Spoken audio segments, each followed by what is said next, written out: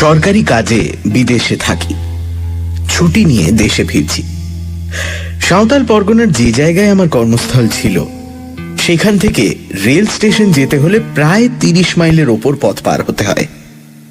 পাহাড়ি পথ, এক মাইল হচ্ছে 2-3 মাইলের ধাক্কা।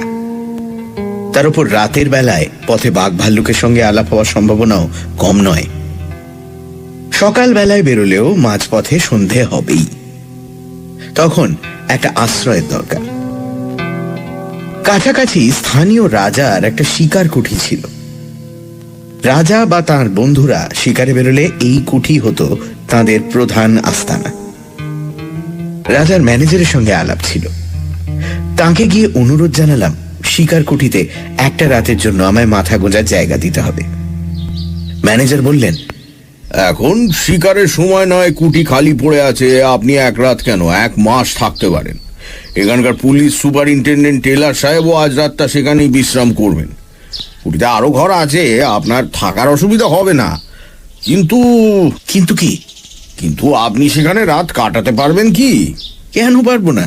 লোকের মুখে শুনি কুটিতে নাকি অপদেবতার ভয় আছে। অপদেবতা? হ্যাঁ, অপদেবতা ছাড়া আর কি বলবো বলুন। কুটির পাশেই শালবনের ভেতর সাঁওতালদের এক ভুতুড়ে দেবতা আছে। সেই দেবতা নাকি ভূতের রাজা। তার ভয়ে সাঁওতালরা পর্যন্ত সন্ধ্যার পরও পাড়া মারায় না। তারা বলে তাদের দেবতা নাকি রাতের বেলায় কুটির ভেতর ঘুমোতে আসে। আমি হো হো করে হেসে উঠলাম। বললাম, বেশ তো, মানুষ হয়ে দেবতার সঙ্গে রাত্রিবাস করব, এটা তো মস্ত পুণ্যের কথা, আমি রাজি। ম্যানেজার বললেন, আমি অবশ্য সব ছেলে মানুষই কথায় ততটা বিশ্বাস করি না, তবু বলা তো যায় না।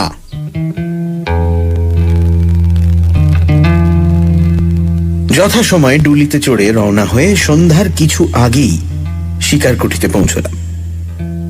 ডুলি বেয়ারা বলে গেল 3 মাইল তফাতে একটা গাঁয়ে গিয়ে তারা আজকের রাতটা কাটাবে, কাল সকালে আবার ডুলি নিয়ে আসবে। কুঠির বারান্দায় একখানা বেতের চেয়ারে বসে টেলার সাহেব তামাকের পাইপ টানছিলেন। সাহেবের সঙ্গে আমারও বেশ পরিচয় ছিল। আমাকে দেখে সাহেব বললেন,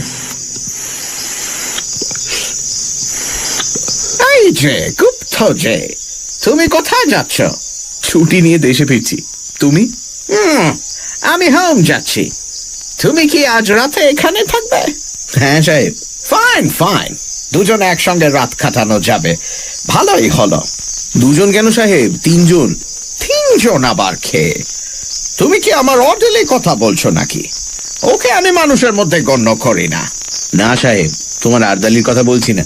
তবে কি কুঠি দারোয়ানের কথা ভাবছো? সে তো রাত্রে এখানে থাকে না। না না, আমি দারোয়ানের কথাও বলছি না। তুমি কি শোনোনি সাহেব, সাঁওতালদের এক দেবতা রাত্রে আমাদের সঙ্গী হতে পারেন? আহা, হ্যাঁ শুনেছি বটে, তবে সে রূপকথার এক বর্ণ আমি বিশ্বাস করি না। তুমি করো নাকি? করলে এখানে রাত কাটাতে আসি। টেলার পাইপে 3-4টে টান মেরে বলল, দেখো গুপ্ত, সাঁওতালদের এই দেবতাটিকে আমি দেখেছি। এমন বিভৎস দেবতা পৃথিবীতে আর 2টি নেই। তাকে দেখে আমার ভারী পছন্দ হয়েছে। পছন্দ হয়েছে? তাই ঠিক করেছি কাল যাবার সময় তাকে আমি সঙ্গে করে নিয়ে যাব। ইংল্যান্ডে আমার বাড়ির বৈঠকখানায় তাকে সাজিয়ে রেখে দেব। আমার বন্ধুরা তাকে দেখলে খুব তারিফ করবেন। আমি হেসে বললাম, তাহলে বোঝা যাচ্ছে কাল থেকে দেবতার কুঠির ভেতরে শুতে আসবে না। তবে এই বেলা তাকে একবার দর্শন করে আসি। তার আড্ডা কোথায়? হ্যাঁ, ওই যে ওইখানে, মিনিট খানেকের পথ।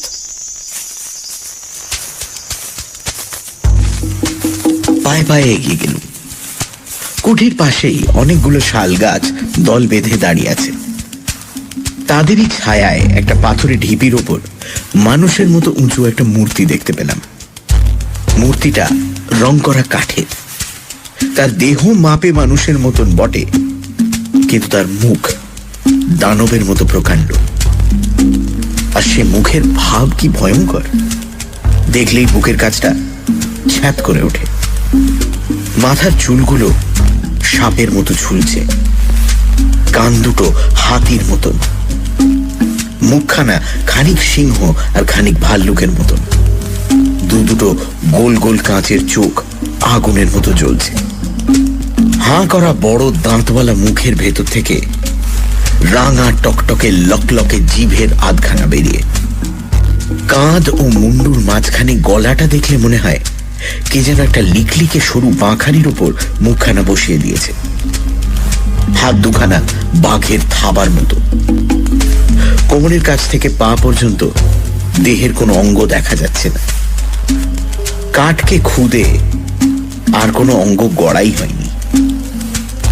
মূর্তির গায়ের রং আলকাতরার মতো কালো, আর মুখের রং খানিক সাদা, খানিক তামাটে ও খানিক হলদে। ভাবলুম এই মূর্তি যদি সত্যি সত্যি রাতে কুঠির ভেতরে ঘুমোতে আসে, তাহলে আমাদের ঘুম এই জীবনে আর ভাঙবে কি?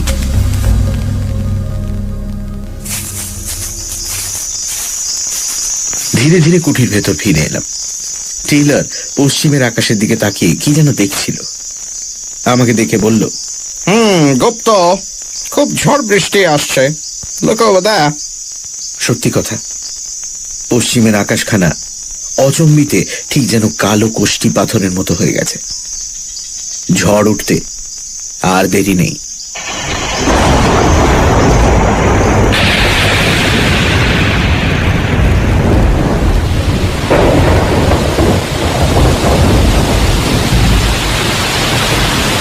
ঝড় এসে সমস্ত অরণ্যকে জাগিয়ে দিয়ে গেছে। এখন বৃষ্টি পড়ছে মুষলধারে। অনেক রাত। টেলরের নিমন্ত্রণ নিয়ে তার সঙ্গে গল্প করতে করতে অনেকক্ষণ আগেই ডিনার খেয়েছি। এখন টেলর তার ঘরে হয়তো দিব্যি আরামে নিদ্রা দিচ্ছে, কিন্তু আমার চোখে ঘুম নেই।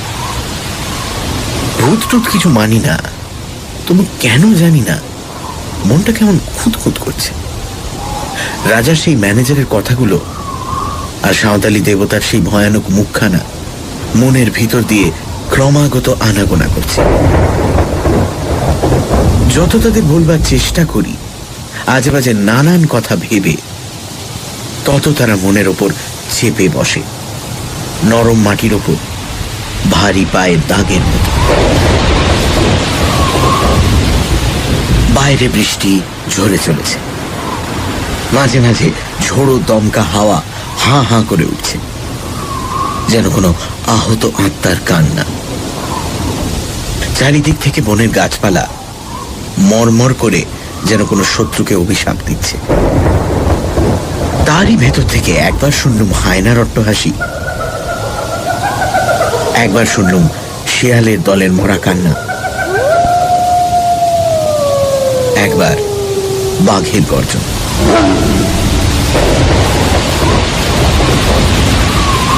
হঠাৎ আমার ঘরের দরজার উপর দুম দুম করে আঘাত হল।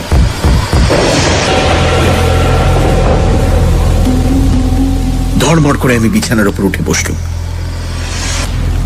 সে কি আসছে?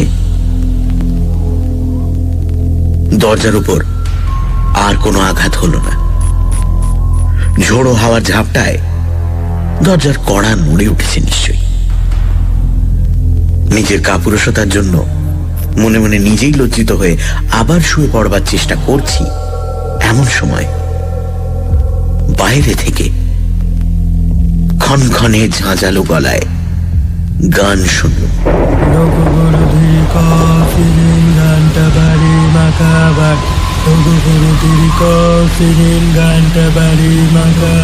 এ তো সাঁওতালি ভাষা, নিশ্চয়ই কোনো সাঁওতাল গান গাইছে। কিন্তু এত রাত্রে এমন ঝড় বাদলে এই হিংস্র জন্তু ভরা গভীর অরণ্যের মধ্যে কে সাঁওতাল মনের আনন্দে শখ করে গান গাইতে আসবে? আবার দরজার উপর ঘন ঘন আঘাত হল, এবারে আরো জোরে। আমার সমস্ত শরীর রোমাঞ্চিত হয়ে উঠল। এ তো ঝড়ের ধাক্কা নয়, এই যে সত্যি সত্যি কে দরজা ঠেলে চলেছে। তবে কি সে এসেছে? তবে কি সে এখন ঘুমোতে এসেছে? আবার গান শুনল, এবার আমার খুব কাছে, একেবারে কুঠির বারান্দার ওপর। লোকগুলো ধীর সিরিন ঘন্টা বাড়ি মাকাবার সেই তীব্র ক্ষণক্ষণে গলার আওয়াজ। সিরিন ঘন্টা বাড়ি মাকাবার। হঠাৎ উল্টো বিপদ। কুঠির ভেতর দিককার দরজায় ঘন ঘন আঘাত। ভেতরে বাইরে বিপদ দেখে প্রায় যখন হাল ছেড়ে দিয়ে বসেছি, এমন সময় শুনল, গুপ্তাও গুপ্তাও, for God's sake, দরজা খোলো শিগগিরই। তো টেলরের গলা। বাঁচলুম। তাড়াতাড়ি উঠে দরজা খুলে দিল। টেলর হুড়মুড় করে ঘরের ভেতর ঢুকে পড়ল। তার চোখ মুখ পাগলের মতো, তার হাতে বন্দুক। আমি তাকে দু হাতে চেপে ধরে বললুম, মিস্টার টেলর, কি হয়েছে? এত রাত্রে কি দরকার তোমার? টেলর দেওয়ালে ঠেসান দিয়ে দাঁড়িয়ে বলল, গুপ্ত, আমার ঘরের দরজায় ক্রমাগত কে লাথি মারছে আর গান গাইছে। তুমি কি আমার ঘরের কাছে গিয়ে আমায় ডাকছিলে? না না, আমি তো বিছানা ছেড়ে এক পাও নড়িনি, কিন্তু আমারও ঘরের দরজা কে যেন নাড়ছে আর গান গাইছে। ওই ওই শোনো। লোকগুলো ধীর সিরিন ঘন্টা বাড়ি মাকাবার। লোকগুলো ধীর সিরিন ঘন্টা বাড়ি মাকাবার। দুম দুম করে আমার ঘরের দরজার উপর আবার দুবার প্রচন্ড আঘাত হল। সঙ্গে সঙ্গে সেই গান। আচমকা আবার একটা ঝড়ের ঝাপটা এসে দরজা জানলার উপর আছড়ে পড়ল এবং সঙ্গে সঙ্গে একটা খড়খড়ি দুমদাম করে খুলে গেল।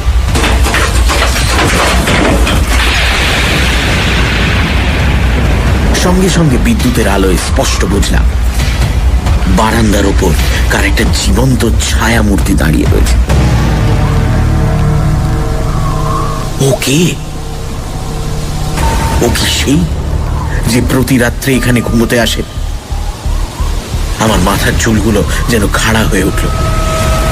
টেলরের বন্দুক দুম করে গর্জে উঠল এবং সঙ্গে সঙ্গে ছায়ামূর্তিটা সাত করে বারান্দার এক পাশে আমাদের চোখের আড়ালে সরে গেল। টেলর চেঁচিয়ে উঠল, গুপ্ত গুপ্ত, জানলা বন্ধ করে দাও, জানলা বন্ধ করে দাও। পা চলতে চাইছিল না, কিন্তু পাছে টেলর মনে করে বাঙালি কাপুরুষ। সেই ভয়ে নিজের সমস্ত দুর্বলতাকে দমন করে আমি জানলার পাল্লা দুটো আবার বন্ধ করে দিলাম। টেলর টলতে টলতে আমার বিছানার ওপর গিয়ে বসে পড়ল। গুপ্ত, কিছু মনে করো না, আমি আজ তোমার বিছানাতে তোমার সঙ্গে রাত কাটাবো। বাইরে আবার কে যেন গাইল।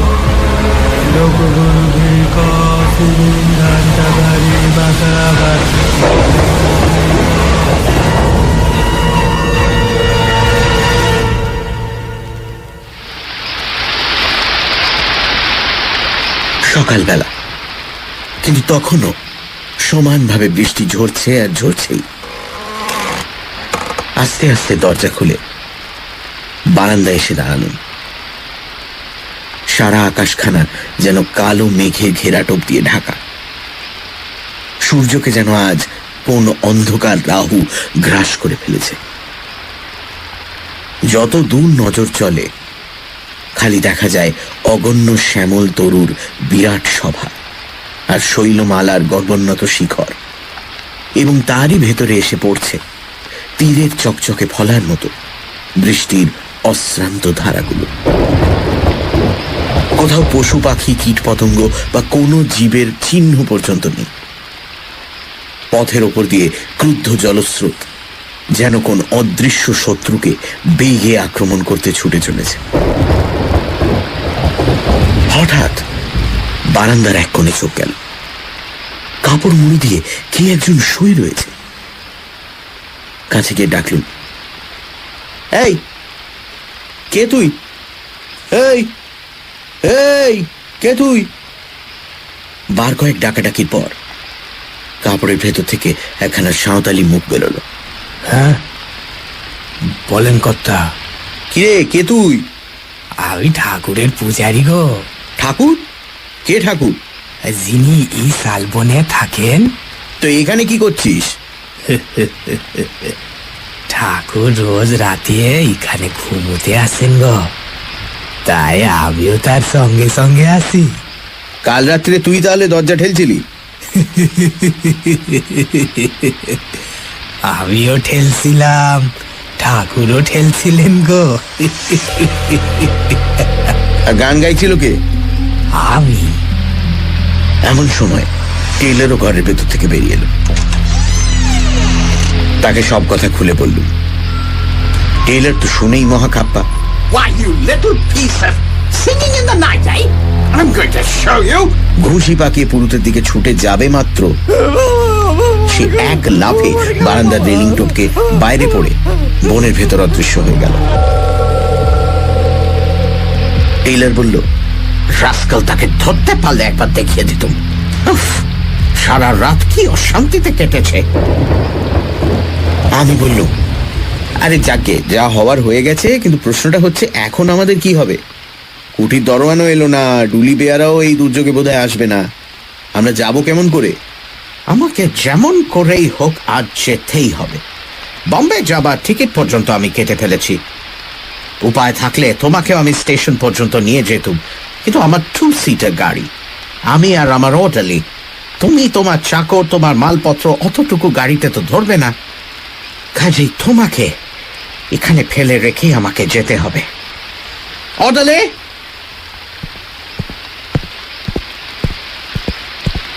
টেইলারের আরদালি এসে সালাম করল।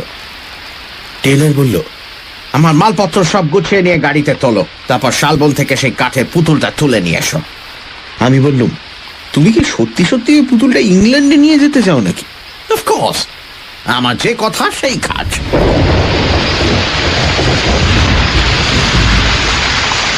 আবার রাত এলো। বৃষ্টি এখনো থামেনি। আমি এখনো উঠিতে বন্দী হয়ে আছি। টেইলার চলে গেছে এবং যাওয়ার সময় সাঁওতালদের ভূতের রাজাকেও সঙ্গে করে নিয়ে গেছে।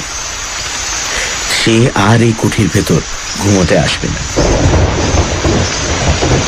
চোখে ঘুম আসছিল না। এখানে ইংরেজি নভেল বার করে পড়তে বসলুম। ঘন্টা 1.5 পর তন্দ্রার আবেশ এলো। আলোটা কমিয়ে দিয়ে শোয়ার উপক্রম করছি, এমন সময় শুনলাম বাইরের সিঁড়ির ওপর আওয়াজ হলো।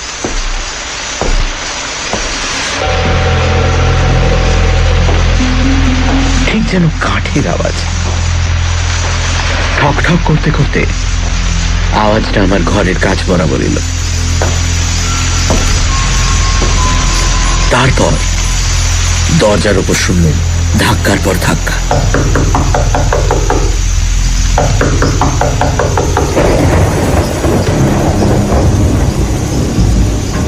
কি আপদ!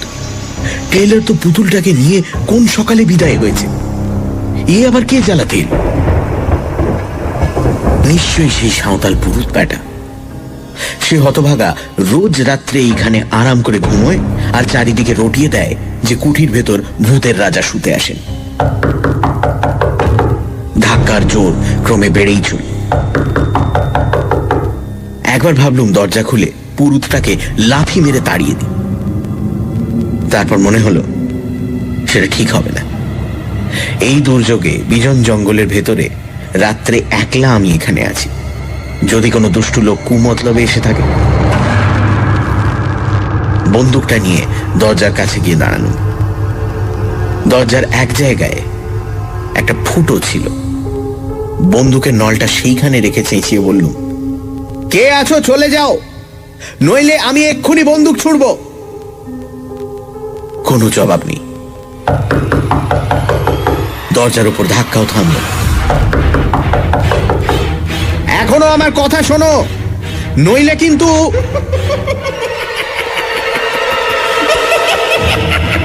বাইরে বিশ্রী গলায় কে হাসতে লাগে।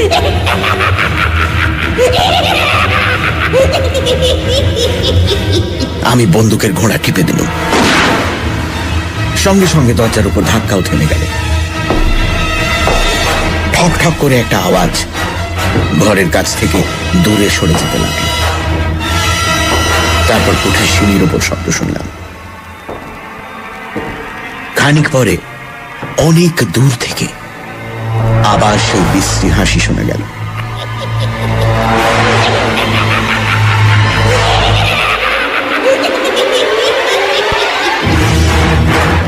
সে হাসি অমানসিক, শরীরের রক্ত যেন জল করে দেয়।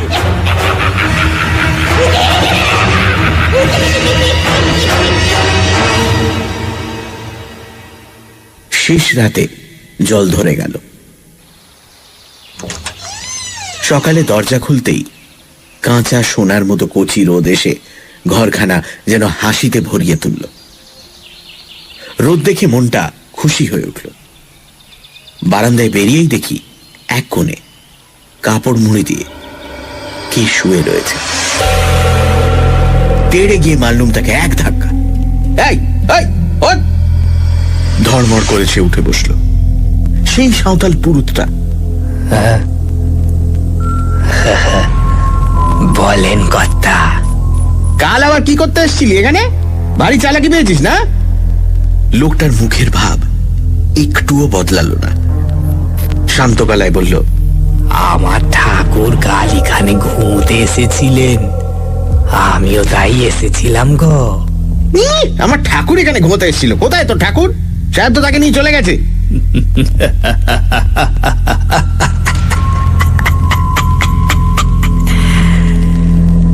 আমার ঠাকুর যেখানে থাকেন সেখানেই আসেন। মিথ্যে কথা, আমি নিজের চোখে দেখেছি টেলার তাকে নিয়ে চলে গেছে। আমার ঠাকুর যেখানে থাকেন সেখানেই আসেন। কুঠি থেকে বেরিয়ে পড়ে ছুটে পাশে শালবনে গিয়ে হাজির হলুম। সবিস্ময়ে দেখলুম ভূতের রাজা চোখ পাকিয়ে লকলকে জিভ বার করে ঠিক সেইখানেই দাঁড়িয়ে আছে। আর আর ও কি? মূর্তির পেটের উপর একটা গর্ত, ঠিক যেন বন্দুকের গুলির দাগ। গর্তের চারপাশে রক্ত জমাট হয়ে আছে। মূর্তির আরো নানান জায়গাতেও রক্তের চিহ্ন। তবে কি আমার বন্দুকের গুলি? ভাবতে পারলাম না। মূর্তির দিকে আর তাকাতেও পারলাম না। কেমন একটা অজানা ভয়ে আমার সমস্ত শরীর আচ্ছন্ন হয়ে গেল। প্রাণপণে দৌড়ে সেখান থেকে পালিয়ে এলাম।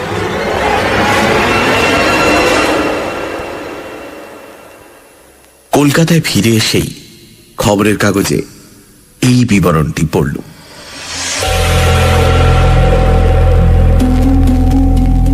সাঁওতাল পরগনার police superintendent mister J Taylor কর্ম হইতে অবসর লইয়া বিলাতে যাইতেছিলেন, কিন্তু পথের মধ্যে এক বিপদে পড়িয়া খুব সম্ভব তিনি প্রাণ হারাইয়াছেন।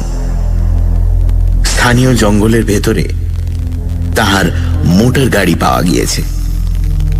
মোটরের ওপর ভিতর ও চারিপাশে রক্তের দাগ, কিন্তু মিস্টার টেইলর ও তাহার আরদালির কোনো সন্ধান পাওয়া যাইতেছে না।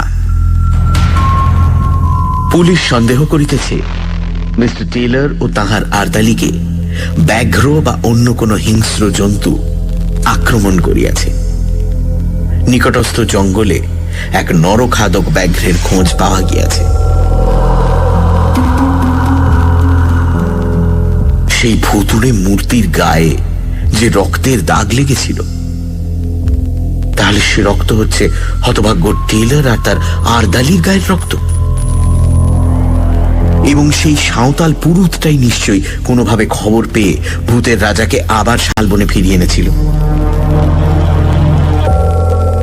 মনকে এই বলে প্রবোধ দিলুম বটে, কিন্তু প্রতিজ্ঞা করলুম শিকার কুঠিতে আর কখনো রাত্রিবাস করব না। কিসে কি হয় কে জানে।